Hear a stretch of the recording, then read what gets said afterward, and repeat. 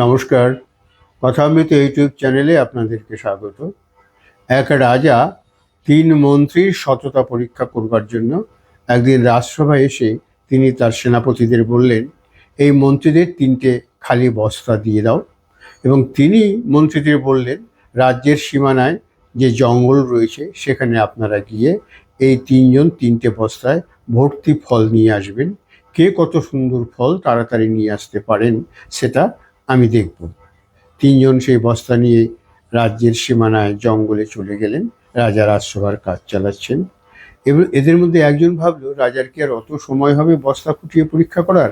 সে জঙ্গলে গিয়ে সাপের সামনে ডাল, পাতা এবং আবর্জনা যা পেল তাই দিয়ে বস্তা ভর্তি করে নিয়ে সে রাজসভায় চলে এলো।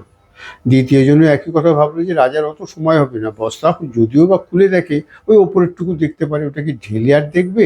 সেই জন্য সে বেশিরভাগ বস্তাটা আজে বাজে ফল, পচা ফল টল দিয়ে ভর্তি করলো এবং বস্তার মুখে কিছু ভালো ফল দিয়ে সে রাজসভায় এসে হাজির হলো।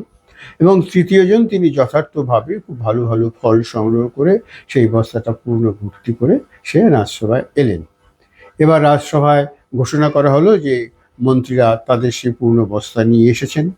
রাজা তাদের সেই বস্তাগুলোর কাছে গেলেন এবং দেখলেন সেই বস্তাগুলো, বললেন, বা সত্যি তো, আপনারা সবাই সব ফলগুলো ভর্তি করে নিয়ে এসেছেন।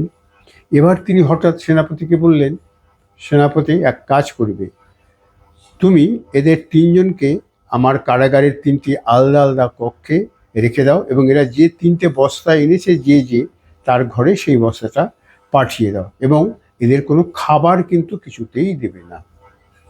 তাদেরকে পাঠানো হলো সেই কক্ষে। যে গাছের ডাল, পাতা, আবর্জনা নিয়ে এসেছিল সে তো এই 7 দিন আর কি করে না খেয়ে কাটাবে? সে ক্ষুধায় তৃষ্ণায় সেখানে মারা গেল।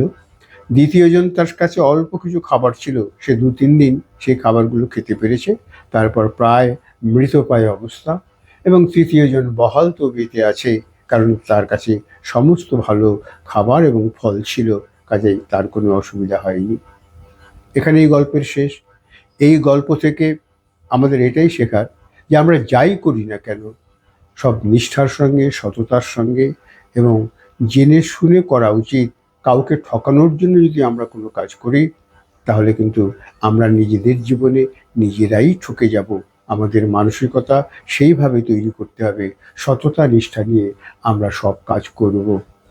নমস্কার, ভালো থাকবেন, ভালো রাখবেন।